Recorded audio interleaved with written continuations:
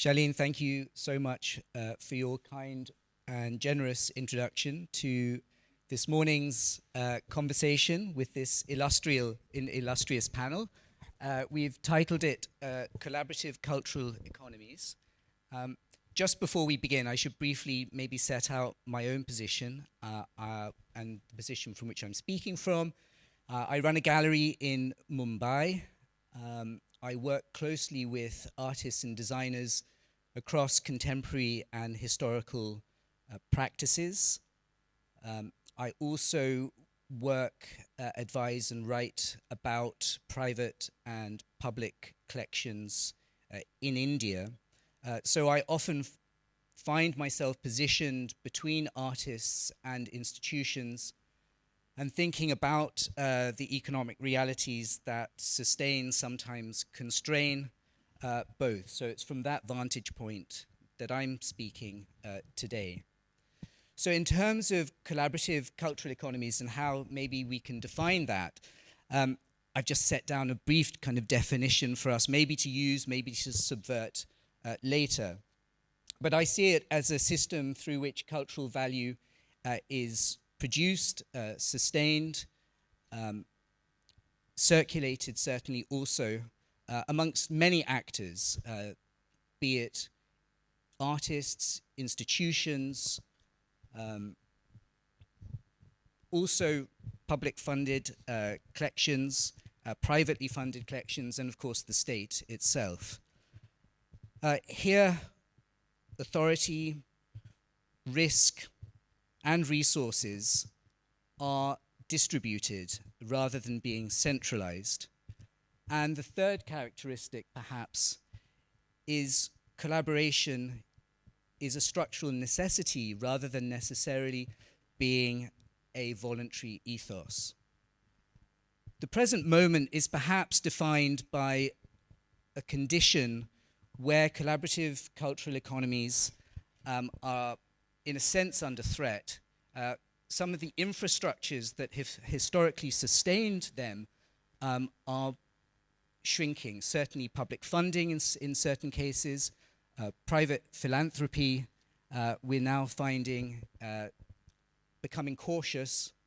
And certainly I think the institutions who have historically borne the responsibility for education, social, ethical responsibilities are finding that their mandate is now broadening far beyond their original responsibilities.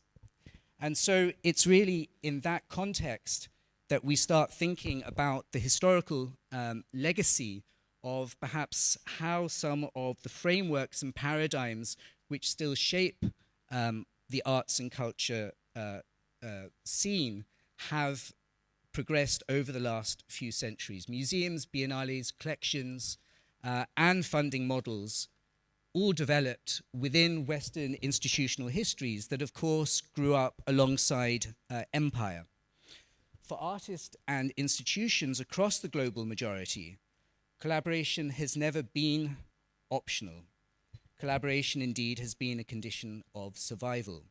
So at a moment when Western models certainly feel under threat and perhaps unstable themselves, the question no longer becomes how the global majority necessarily adapts to them, but whether they can adapt at all. In that context, then, collaboration takes on perhaps different meanings, where partnership and exchange cannot be the be-all and end-all, but instead where collaboration involves decisions about who absorbs risk, who controls narrative, and whose labor remains invisible. In this context, then, cultural economies aren't just about money, but also should be thought about in terms of care, time, and endurance, especially where those resources are unevenly distributed. Each of our panelists today work at a different scale and from different positions. National museums, global institutions, hybrid civic spaces, private collections, and landscape-based practice. what unites them is not necessarily a shared model, but a shared confrontation with change and a willingness to rethink how institutions operate, whom they serve, and how they remain accountable. So I wanted to share a few slides before I introduce the panel and ask them for their presentations. And these images which I'm presenting are not necessarily meant to be case studies or solutions, but rather moments where cultural economics are built over time. The first slide is where our gallery in Mumbai is situated, it's a place called Horniman Circle in South Bombay, and historically it's been associated with mercantile activity, especially during the mid-19th century. And for me, it sort of represents the fact that in many ways, art, cultural economies of art don't happen in a vacuum, but are brought out and activated through longer durées in history. Can we have the second slide, please? Second slide is Nikhil Chopra, performance artist, in a performance he conducted in 2010 at the Bhau Daji Lad Museum. Artists don't act in a vacuum, and it's often the trust that's built between institutions and individual artists that sustains cultural economies and becomes so important to them, and especially when art practices evolve outside the gallery system. Thirdly, Homi Bhabha introducing Prime Minister Nehru to a model of the Tata Institute of Fundamental Research, which then becomes one of the most important art collections, centers for art collections in India in the 1950s and 60s, an early moment of state and private collaboration, bringing together extraordinary results, both in terms of the individual artworks collected, but then also the worldly affiliations of individual artists and the collector to a broader global art discourse. Next. The same collection displayed at the National Gallery of Modern Art in Mumbai in 2010, and for me an important moment when private collections become public-facing. As we know in the Indian context, many collections are private in nature, and in the absence often of state support, it becomes dependent often on private collections to take up a public-facing aspect in order for larger discourse to take place. The next image is Atul Dodia's wonderful series, 5,000 Museums, which speculated on the future of museums in India. And of course, it's incumbent on artists and their speculative imagination often to prefigure what happens in reality, a series shown at the Bhau Daji Lad Museum. And lastly, a page from a book called Moving Focus India, New Perspectives on Modern and Contemporary Art, inviting different academics, artists, and writers to think about and playfully subvert the idea of the canon in Indian art history. And here we have Sandini Poda's selections. I chose this page because Sandini's relationship, of course, with the Guggenheim, but also to foreground the idea of thinkers and academics, all of whom on this panel I would include in this statement, are constantly in a position of relay between the local and the global. And I think it's that in that spirit that I would like to maybe hand over first to Alexandra to present her slides. Alexandra? Thank you, Mort. You framed that in an extraordinary way. I think some of the deeper and questions of criticality that you raise, I'd like to address more in the discussion. I thought I would just take my few minutes and give a bit of an overview that's grounded in the Guggenheim ethos, and then give three examples, one of corporate sponsorship, one of private foundation sponsorship and collaboration, and the third will be the Guggenheim Abu Dhabi project, which is, of course, a government collaboration. But I think I'd approach this question that you posed before us, of what is the cultural economy as, yes, it's a collaboration, but it's really an alchemy. It's an alchemy that has to happen. It has to be present. It has to be engendered of shared and dynamic interests among different kinds of organizations, who see each of them from their different perspective, including power perspectives, the benefit of expanding their own platform through collaboration. And this alchemy of institutions actually depends on something much more ephemeral and much more individual, which is the leaders, which is the chemistry that has to happen between bold and visionary individual leaders who craft the terms of any given collaboration, often drawing on skills that can range from cultural diplomacy to hard diplomacy in some cases, and a shared excitement about the potential to affect change in and among their own institutions, their communities, and if you're really ambitious and radical, hopefully that ambition extends to society itself. And there has to be, I think, a sense of experiment and hypothesis that is also key to success.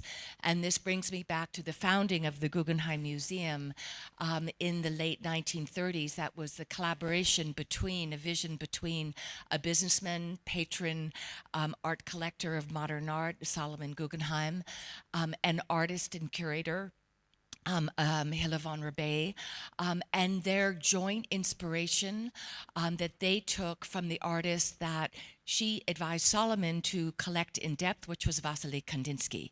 And it was Vasily Kandinsky's 1912 manifesto on abstraction and spiritual art that really posed the idea that art can shift, should shift, visual art can shift the mind state of the viewer as music does, but art had never been considered to operate on that level.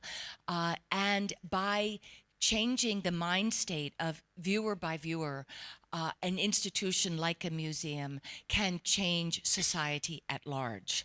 It reminds me of Yoko Ono that a dream you dream alone is just a dream, but a dream you dream together is reality. So within the framework of the Guggenheim Museum and Foundation, I wanted to give three examples of collaborative cultural economy. And one was actually with the BMW, who was sponsoring these talks and this fair, and a collaboration with Tasneem and her museum in Mumbai, which was our BMW Guggenheim Lab, which was an absolutely brilliant conception of a traveling kind of proposition that dropped down in three cities: Lower East Side, New York, Berlin, and Mumbai. I think on the grounds of your museum. These spaces were designed by the Japanese architectural firm Atelier Bauau. The group of people involved in each think tank to produce the programs over a set period of time, several weeks in most cases, came from the areas of urbanism, architecture, art, design, science, technology, and sustainability.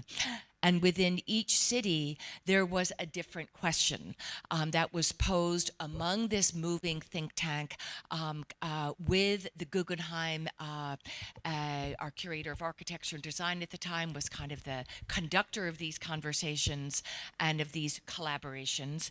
And in Mumbai, the concepts, the theme that were explored was perceptions of privacy and public space.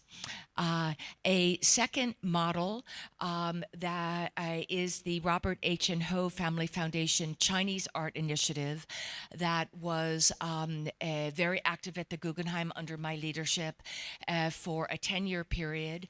It was a $10 million gift from a Hong Kong-based foundation whose central interest is actually Buddhism and remains Buddhism.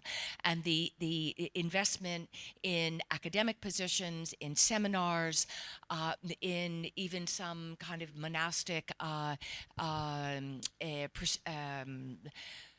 monastic populations, one can say, but there was equally an interest in sharing with the wider world and with the U.S.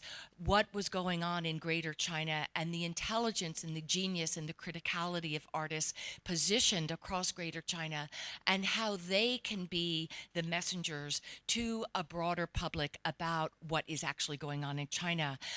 So this was staged as 3 exhibitions, each one of them commission-based, with curators in residence. Xiao Yuweng was our curator in residence. She's now on the Documenta team. So it was also an opportunity for curatorial training of curators from the region.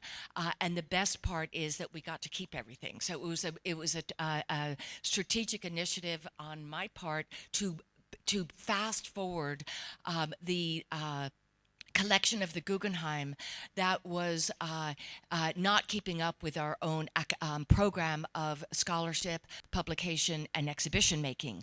If the collection, as we know from collecting institutions, is not permanent, your pledge to the future of the changes that you're trying to wrought on an institution cannot be promised, cannot be sustained.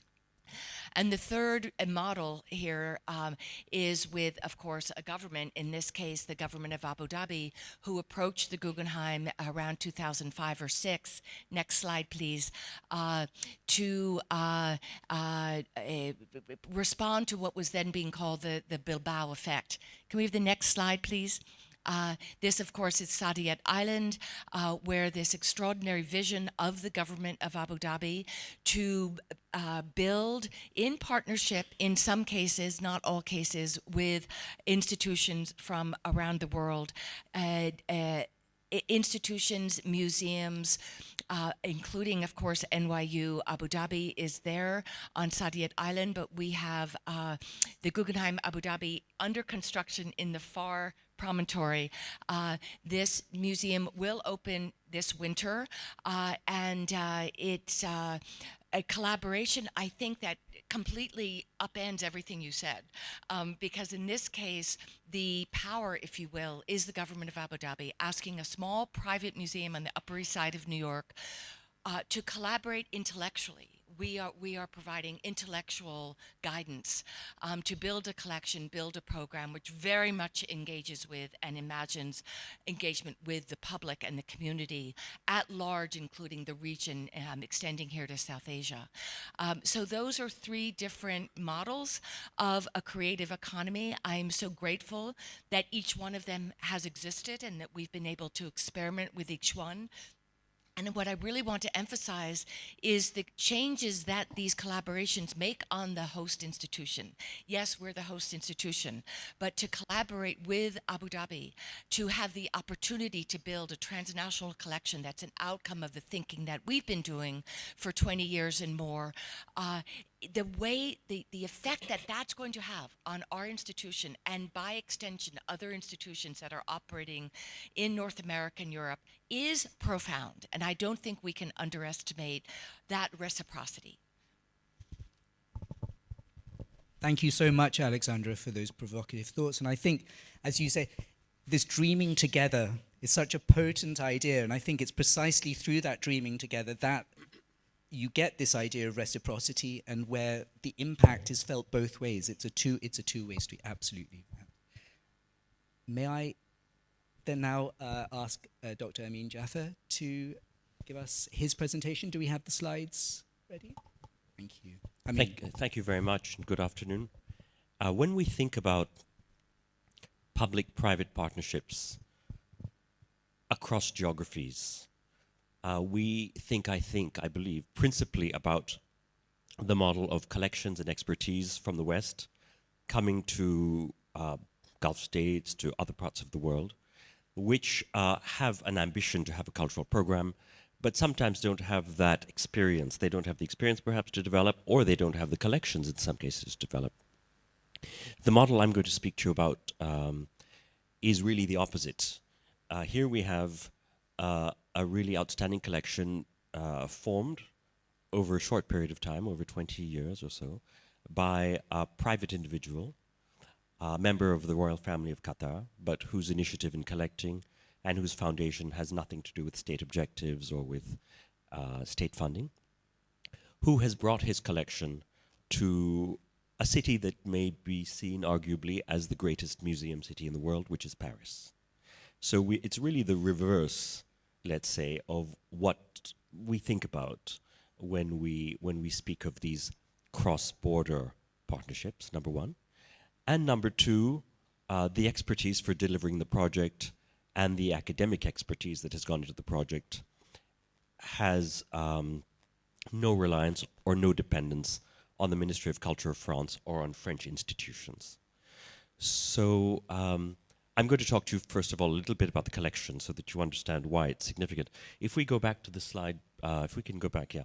So these, I'm not sure if you're familiar with these, with this type of object, but they're basically snow goggles from the Arctic. And why I chose to start with these snow goggles is that the Thani Collection is really blinding in its diversity and its richness, because it begins with Neolithic works of art all the way down to contemporary art, thousands of years of objects without any single concerted focus.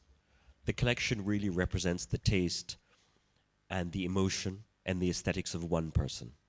So it's like a cabinet of curiosities. There's no defining material, there's no defining period. To be acquired into the collection, the work of art or the object has to mean something to the owner of the collection. And therefore, for myself working as the director of the collection, it means that before me I have a vast panoply of things to show to the public, but the big question is, how do we make sense of it? You know, how do we curate a message that's meaningful to the public today? And I would, dare I say, it's a public that perhaps today has less information and less knowledge about the past than a museum visiting public of 30 years ago or 50 years ago or 8 years ago. So we start with these goggles, which are what I have had to wear sometimes looking at the collection, as it were. So royal objects are very important.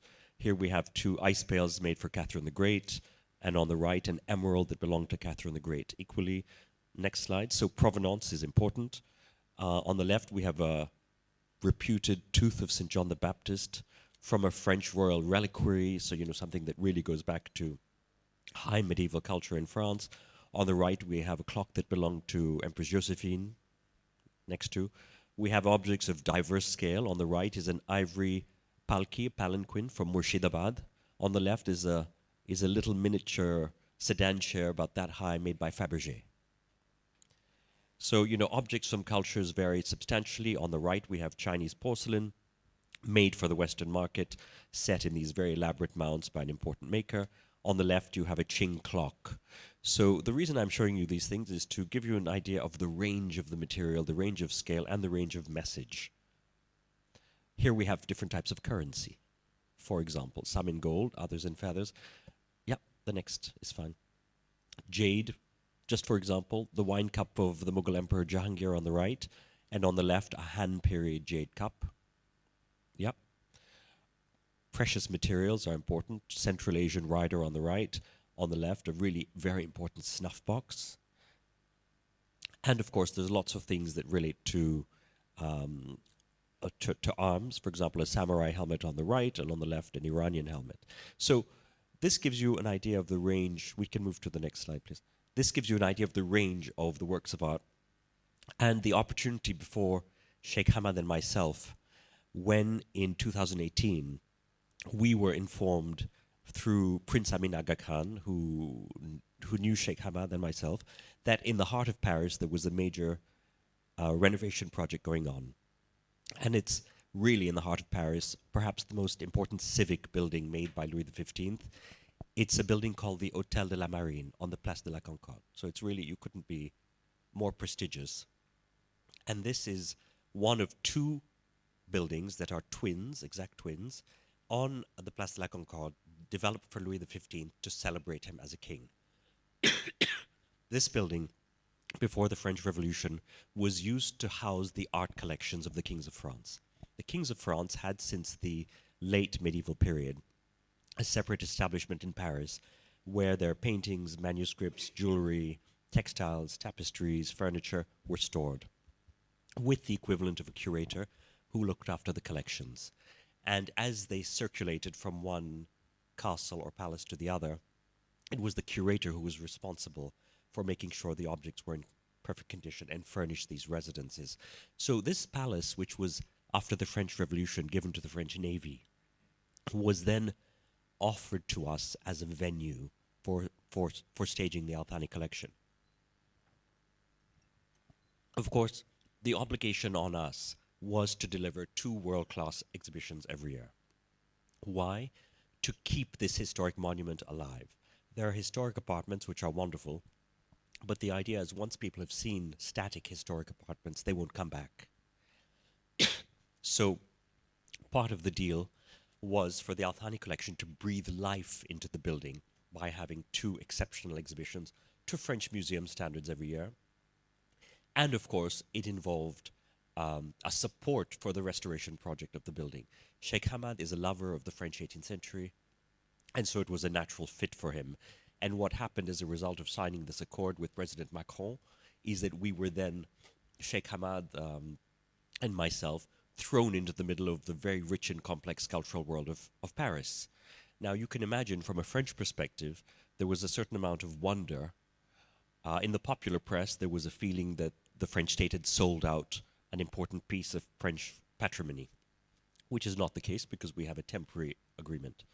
From another perspective, there was a feeling of surprise that France, let's say, the center of museum culture in Europe, the Paris, the city that has the Louvre, the mother of all museums, would need to ask a Qatari prince and an Indian curator to come and deliver a big cultural project in the middle of their city.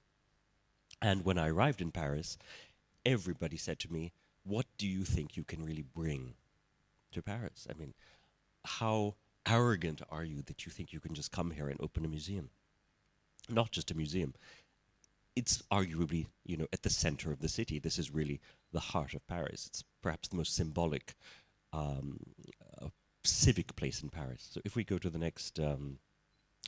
so, of course, everybody thought that we would make a pastiche Louis XVI museum because we have the designs from the Louis XVI period.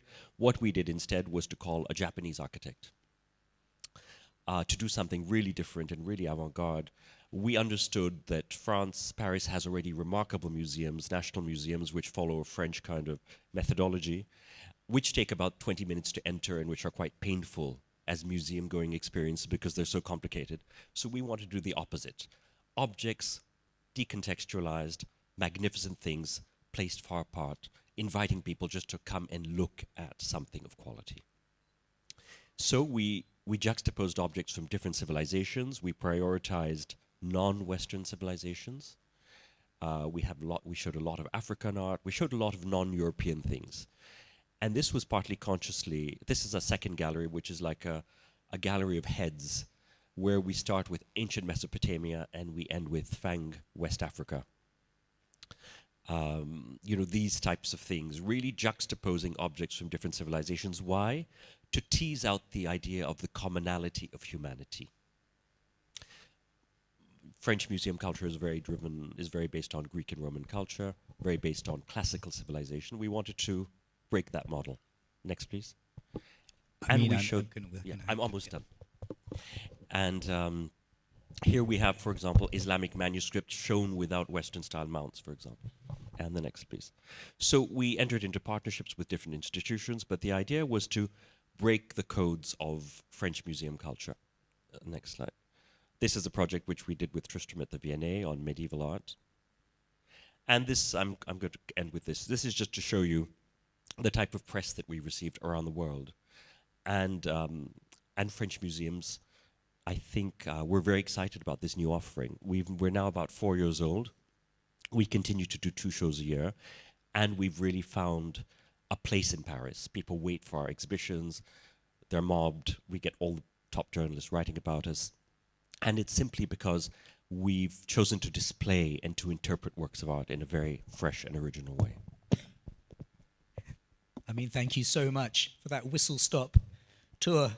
And what I'm, I think, struck by most is this idea of making meaning out of, as you say, a cabinet of curiosities and a Wunderkammer, but you're here actually creating meaning, creating systematic collections out of this vast array of the imagination of one person's sensibility and then your curatorial vision.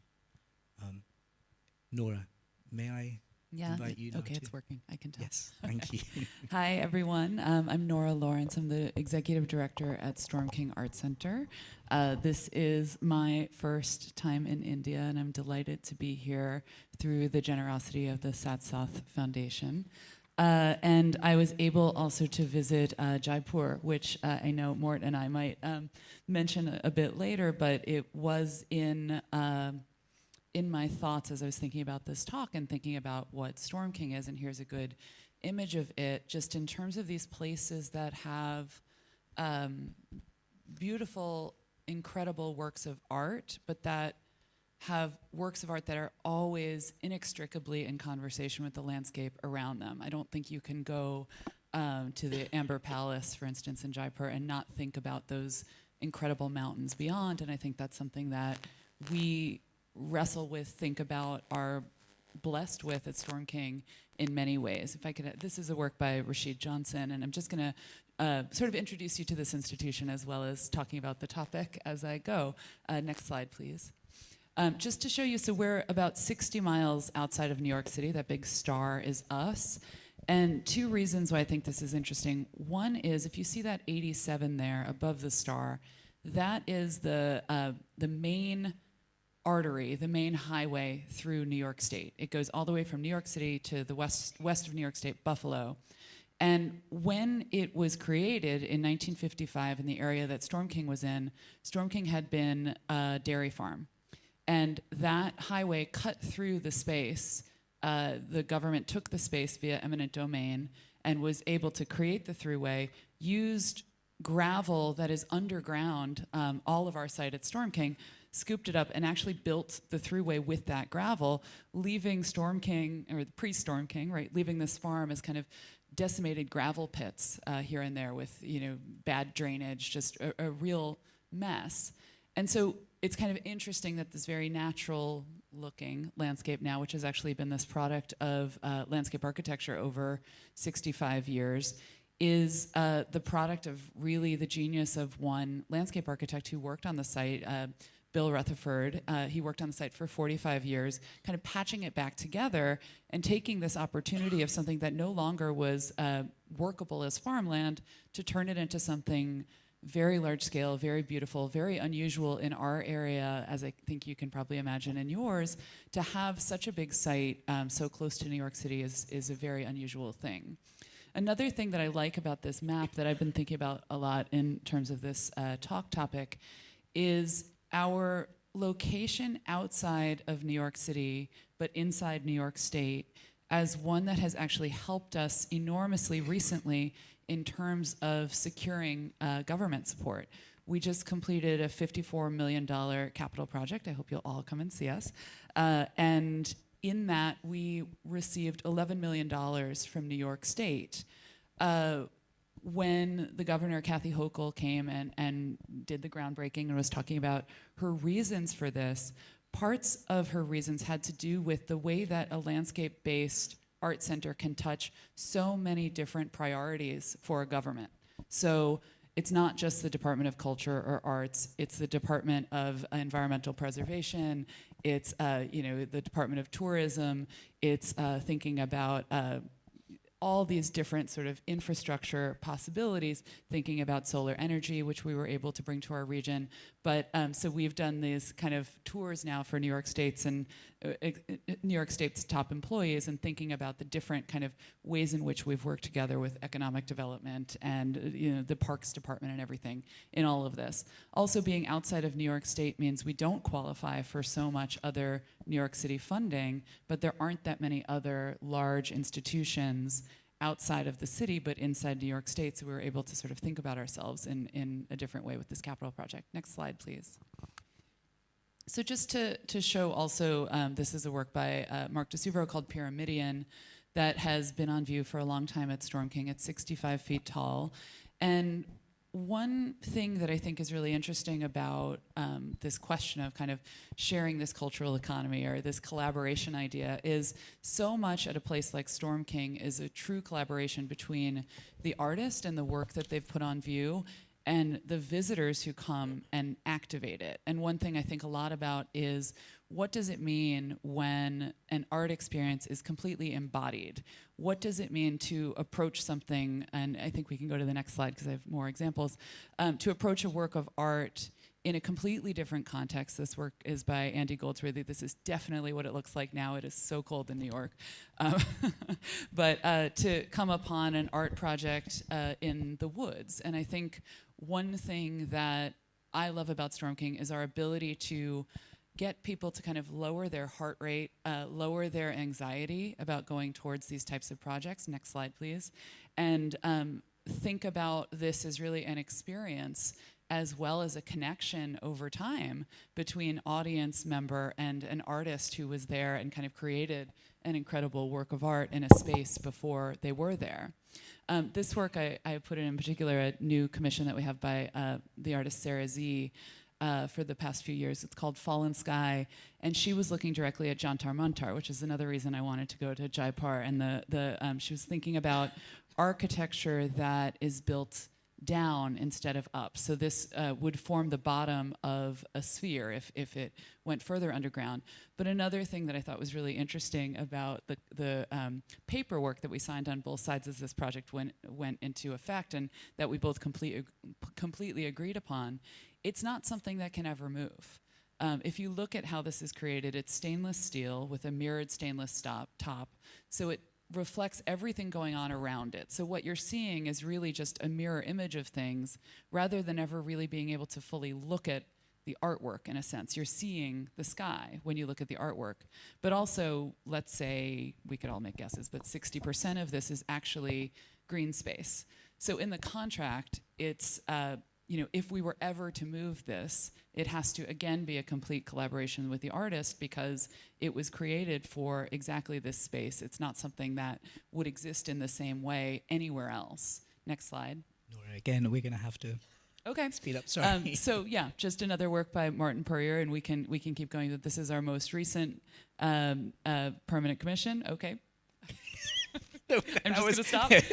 That was beyond great. Since you, I would love to can I just ask Nora quickly about her reaction to Jaipur, because we may not have time later to ask her. Go ahead. Go ahead. So you might have, Tasneem, you'll have, what was your reaction to Jaipur, and especially in the context of, given what we've seen of your practice in America? Well, I think one thing I love is just these different connections. I mean, I saw the sculpture park there as well, and the connections between, I think, artists and creative producers speaking to each other over so much time, I think never gets old for me, that artists find so much inspiration in the past, and I mentioned that with Sarah Z.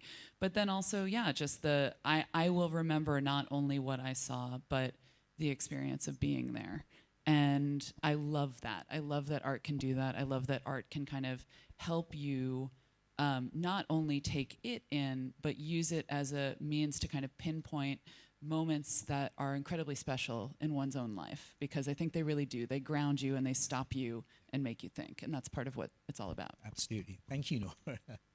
Tasneem, sorry to interrupt, but No, please, not at all. we'd love to. So please bear with my voice, everyone.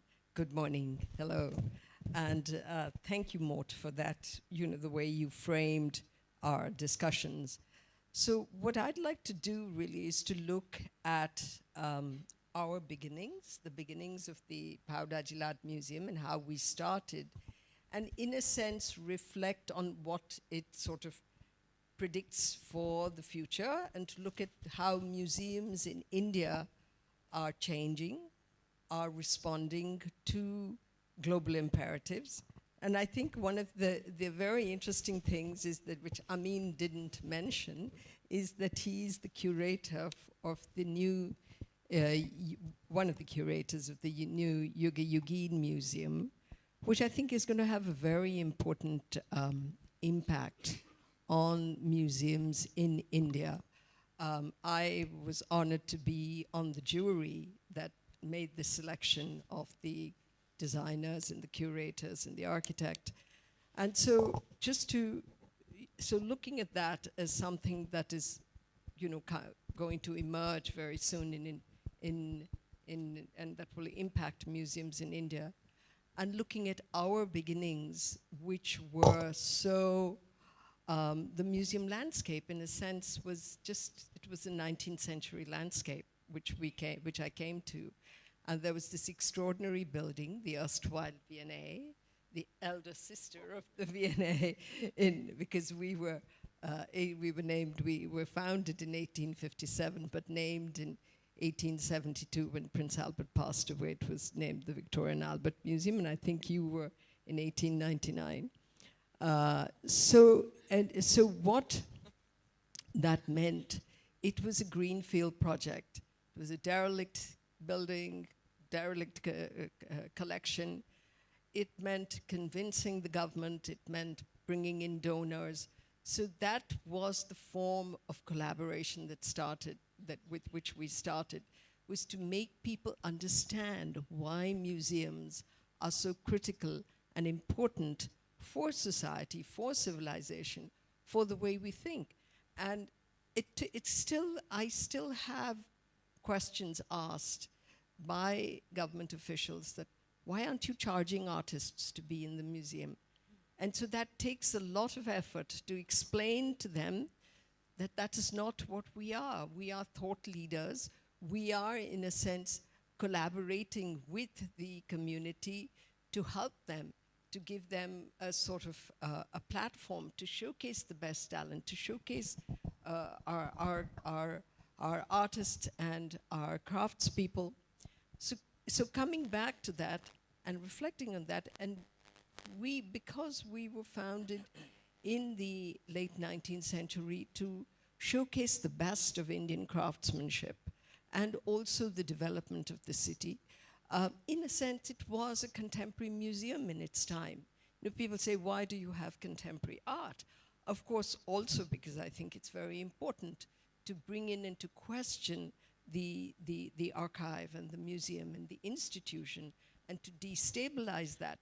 But it is also to understand that in its time, the museum was a contemporary institution. And so coming back to this year and what we are doing now, and how that, in a sense, also helps us to think about where we'd like to go. We'd like to really expand, but we want to be an institution that is in communication, constant communication with the community, which we are. We have a lot of programming that we do. But it's also not just a collaboration between the state and the and private donors who have been very important to the evolution of this institution, and experts. We had a very fine expert board, but also with artists, also with curators, also with the galleries. And so to bring in this multitude of voices to make people believe and feel that this museum really belongs to them.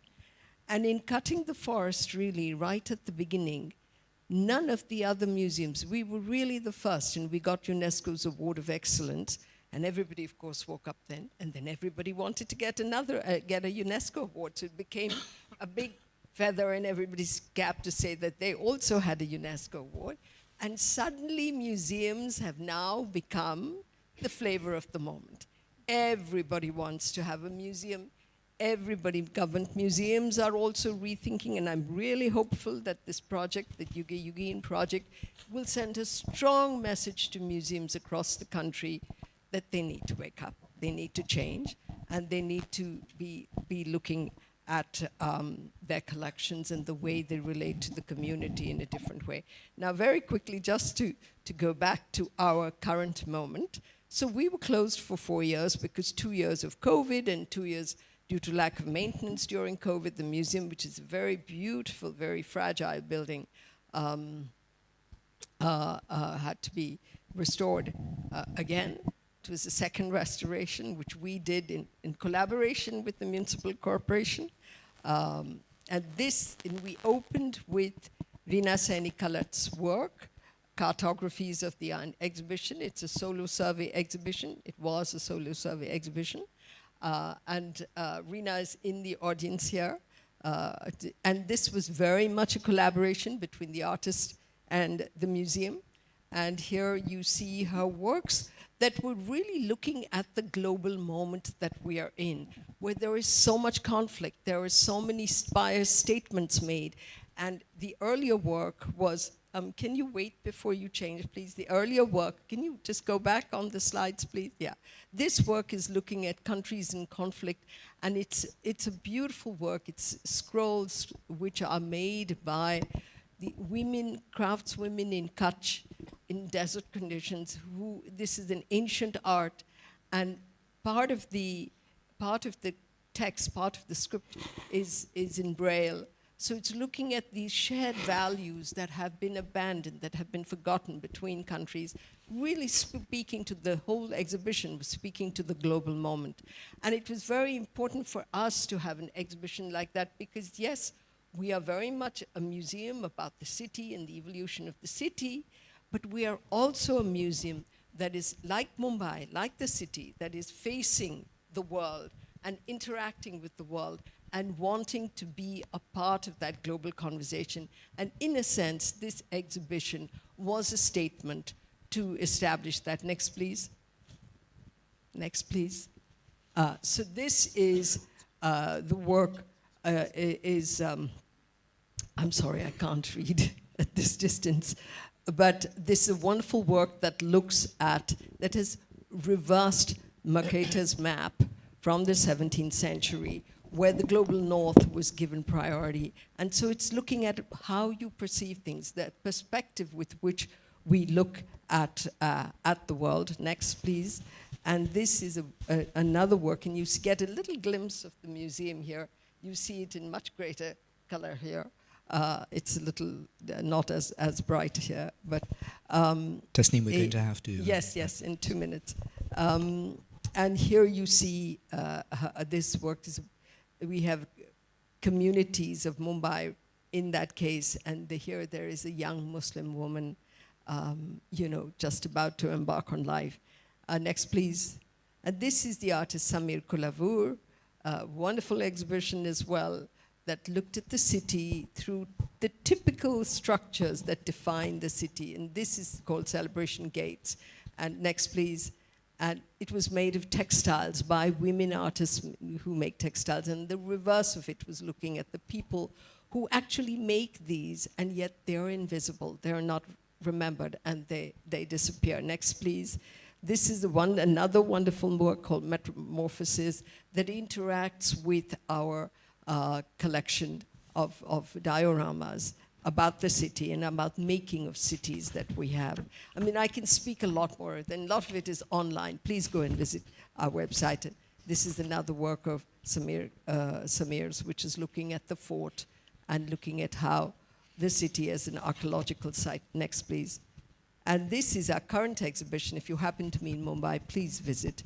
This is Textile Histories, Colonial Textile Histories, unpacking that and looking at both machine. These are jacquard loom. The jacquard loom. What are they called? Panels, and they are. And this is an installation work, and it reflects not only just on the process of making, but also how the machine has impacted craftsmanship. Next, please. This is a site-specific work outside in which she has, it's a sort of a hybrid between a ship, a shipwreck, which reflects on a lovely collection of boats in Mumbai Harbor, but also looking at the idea of, and she uses textiles here also, trade, of agricultural trade, of coffee, tea, sugar, that sort of thing. And of course, it's in this garden with beheaded colonial governors. Next. And this is a work which is all is fair in magic white, but how the city is constantly trying to remake itself. And there are so many people who come, politicians, private industry, people who want to just do good, who think they have the answers to everything, and they're going to make this wonderful, beautiful city magic white to paint over you. And to some extent, I'm going to take a risk saying this. It's sort of what we saw happened in G20, you know? Wonderful placards everywhere showcasing how, covering up all the places that were were unseemly in a sense, or would be perceived as being unseemly. And so this is a comment on that, and how it just forgets about the people who actually matter. And the intention is also to deconstruct the colonial narrative, to look at it through different eyes, to reverse the gaze. And I hope going forward that our museums will start to look at their collections more from the perspective of exploring the histories and their making, and also giving a platform to our artists of today, and not just navel gazing, which is what has tended to happen in India. Thank you. Thank you. Thank you so much, Tasneem. And also I would say the other exhibition which I loved recently was Salt Lines, which looked at the colonial hedge which was there to collect revenues over the late 19th century, again looking at the legacy of colonial histories. I'm going to invite Tristram Hunt to talk about the V&A and his presentation now. And while I'm doing that, I'm also going to ask you a question, because I feel, because we're running out of time so quickly, could you also maybe, just in response to Tasneem's idea about the way in which audiences for museums going forward, about perhaps the upcoming renovation to the South Asian galleries in the V&A, and the way you've looked at audiences and audience reactions to the permanent holdings of works from the South Asian region at the V&A. Tristram, over to you. Yeah, very much so. This one, very good. Well, ladies and gentlemen, you're almost there. You've done incredibly well. I shall be brief, and it's obviously a great honour to follow Tasneem, the first proper true V&A in Bombay. So as you know, I'm going to talk about collaboration from a kind of established institution, thinking about new audiences, really focused in London, but bringing out the conversation more broadly. So this is the V&A as you see it today. It's 6 institutions which range from Dundee in Scotland to Stoke-on-Trent in the Midlands to South Kensington, obviously the mothership. 2.8 million objects telling the story of human creativity over 5,000 years across so many multiple disciplines. Next slide, please. It, of course, began with the great exhibition of all industry, of all nations, in Hyde Park in 1851, here commissioned by the V&A's first director, who looks like a V&A director, Sir Henry Cole. Prince Albert's great joke was always, if you need steam, get coal. He was the man to get things done. And when we think about the cultural economy and cultural collaboration, this was a celebration of globalization based upon colonial imperial precepts, that this was political economy connecting to material artifacts. And we often think of 1851 as this moment of imperial and industrial hubris, but really it was born of fear that British industry and British design was falling behind. And just as in Bombay, it was there to celebrate creatives and makers and designers. It was there to spur British designers to say, look, around the world, people are doing it so much better than you, and whether that's in South Asia, or whether that's in America, whether that's on continental Europe. And the purpose of that exhibition was really to encourage greater excellence. Next slide, please. So out of that comes the South Kensington Museum, which was the original name of the V&A, and it was called South Kensington because it was south of Kensington Palace on the old orchards of Brompton. And here you see a much more rigorous display of artifacts in a museological setting. But democracy was at the heart of that museum, and that's why I want to talk about collaboration in new forms today. So Henry Cole said we need an underground station so that working people could come to the museum.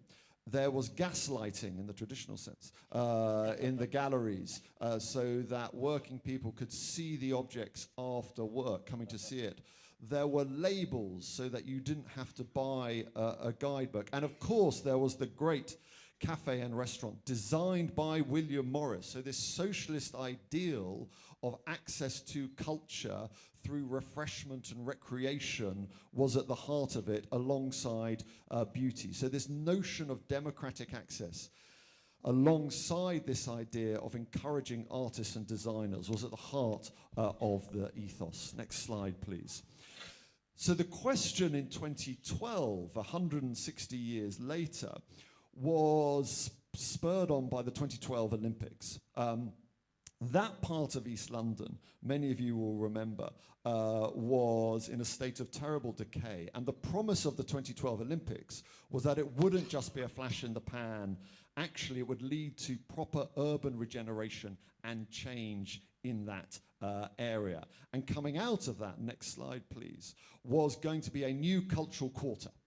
And just as South Kensington became known as Albertopolis in honor of Prince Albert, that landscape of the Royal Albert Hall, the Royal College of Music, the Royal College of Art, the South Kensington Museum, the Natural History Museum, in East London we were going to create a new cultural area which has been created over the last 15 years with institutions such as University College London, Sadler's Wells East, the BBC, the London College of Fashion, bringing these cultural institutions to new audiences, because with the best will in the world, many of these communities are not going to come to South Kensington. And the V&A wanted to be part of that. Next slide, please. So we've created this, and this is called the Storehouse. And really it goes back to the founding mission of the V&A, because what Albert wanted for the South Kensington Museum was for the museum to be, as he called it, a great storehouse or treasury of science and art. And just as the Great Exhibition had encouraged artists and designers, this was an idea of a kind of resource or treasury of inspiration. But as I hope you can see, in a different format, to go to Amin's point, in a different way of presenting collections around transparency, around openness, about sort of seeing behind the scenes. This is what we've opened up. Next slide, please. And with it, we have these great historic buildings and historic rooms coming into force. The Tochios ceiling, an office designed by Frank Lloyd Wright, a Picasso front cloth for a stage. And then on the right, many of you will recognize part of the Agra colonnade taken from the Red Fort in Agra in the 1880s. And obviously there's parts in the Taj Mahal Museum, there are parts in Lucknow, there are parts in the Circuit House. Next slide, please. And to speak to notions of new collaboration, working with South Asian communities in East London and the Academy Dance Project, we thought about the reinterpretation of this, which has been hidden for 70 years, in terms of diasporic activation of the colonnade, and telling the story and being accountable about the history of the East India Company, of the British in India, of the relationship with this historic artifact. Next slide, please.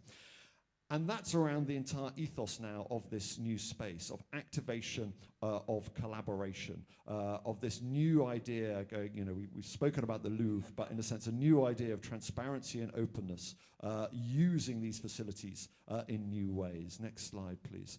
And finally, just to mark your card, we will complete the journey of the V&A, opening our 6th institution this April, V&A East Museum, which focuses on the history of making in East London.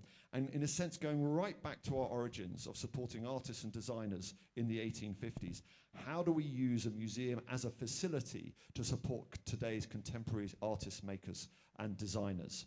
And to the point, Mort, that you began with, in a sense, around the South Asian collection, and in South Kensington, our South Asia gallery will close next month for 2 years.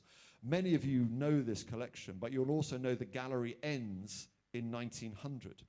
We cannot be credible as a cultural institution today to not think about and reflect upon contemporary art, design and making in South Asia.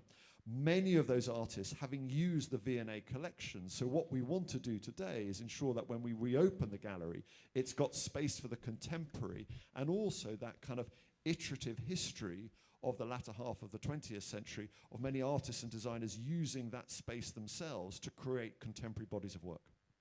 And we can't wait to come and visit in 2 years' time, all of us, I'm sure. Tristram, thank you so much. We have been treated to 5 fabulous presentations, which I'm very grateful to you all for making the time to put together and to present to us today. We've enjoyed ourselves so much that we have left ourselves with very little time for the panel discussion, which was going to be 30 minutes and now will be 3. So I'm going to pick one of the many questions which I had for our illustrious panel to kick things off, and maybe we can squeeze in a question from our audience as well. My quick question is the following, which I'm going to ask maybe Alexandra to address first, and we'll go along our panel, is what aspect of cultural work do you think is most essential but least adequately funded and valued in current cultural economies? Go to someone else first. Sure. Hands up. Nora, fastest fingers first. Hi. Conservation. I think it's not what is at the top of people's minds of what really, really, really needs to happen at all times. It's not as directly sexy as some of the other things that can be funded, and that is kind of what keeps me up at night. Yeah. And especially in the Indian context, I can tell you. I have a paradoxical answer, which is scholarship and research, which I think is absolutely fundamental to advancing any of the ideas that have been put forward today. If your shows are not backed by original research, publication, the engagement of scholars, it doesn't have an afterlife, and it doesn't have the effect in society that Guggenheim had envisioned. But I also would say that what's totally underfunded right now is creativity and AI. And I'm actually really looking forward to the opening of the Schwarzman Center of the Humanities at Oxford with its first fellowship that was just announced yesterday on AI and creativity that Alan Lau has funded. I think this is something that we're all not paying enough attention to, and I'm actually very excited about it. I would say education, outreach and education. Yes. Of course, when we speak of creative economies, each region, each country has a different creative economy. You know, I'm working in France, which is totally different from Britain. But I would say across the board, education is a problem. Thank you. Education. And the fact that when Mort asked about what's missing in creative economies, I would say, well, each creative economy is substantially different. You might be geographically neighbor state, but you have a completely different approach to culture, to museum projects, to cultural education, to art schools, etc. Yeah. And just to follow up on Alexandra's point, the collaborative cultural economy, we are soon going to be collaborating with non-humans in a very real and present way that will change all of these conversations. Is changing. The very, very boring thing from a museum perspective are things like loos, electrical engineering. You can get and seek resource for, sometimes, programs, sometimes, exhibitions, sometimes new galleries, but dealing with mid-Victorian buildings that you want to retain for the future in an era of falling state funding is really, really difficult. And so, in a sense, making the argument for the importance of public funding to keep these bodies and these institutions open, to provide the space for the artists and the education and the programming and all the rest of it, is really, really very difficult. And actually, in recent years, the UK government has not been bad on something called a public bodies infrastructure fund, where, you know, if you've got 7 miles of roofing, it's really, really important to make sure, you know, you're keeping that watertight and effective. Thank you, Tristram. And until I found... And for the last one, just for India Please. specifically, collaboration between government and expertise. And they have to open up. I think what is so important for us, and we're not going to see anything change really if bureaucrats are going to run our cultural institutions. And we can't just expect private industry. They don't have the collections. The great collections are all sitting in museums across the country, and we have a Kiranada, maybe one Kiranada is there that's going to open this incredible museum, but we need many more. And so, you know, that sort of partnership and that support for donors and private people who want to establish institutions, giving them land at concessional rates, etc., and opening up. Why do we have bureaucrats running Indian museums? That is such an important thing to change. Without the leadership, there is going to be no change. It's all a little bit of tinkering. And I've said this many times in public, I've written about it, but we need to keep saying it, and it needs to be a groundswell from all of you. All of your voices need to be heard in different ways, in different forums, speaking out about this. And maybe as a last thought then, if we can hold in our imagination that image which I had shown at the beginning of my presentation of Atul Dodia's 5,000 museums, of speculating and dreaming about futures which can include wonderful institutions across the length and breadth of our nation, and not necessarily constrained merely to the major metros of Bombay, Delhi, and Kolkata and Chennai, but also to tier 2 cities, which actually is where the bulk of young people are coming out of institutions, education institutions, and need to be exposed and need to be educated, as Amin has said, in what the best of arts and culture can be. So maybe we can end with that. I just want to quickly also say that there's a huge amount of interest that we find in our institution in art. You know, when I was growing up and I wanted to be an artist, my father looked at me, thought I was going to become a hippie. Today, if you want to be an artist, everybody will support you, because they think because art has now suddenly become legitimate in different ways. It has a lot of traction in the media. And so it's a very different landscape now. And we need to build the platforms that provide the platforms that can, to showcase these talents, that can support these talents.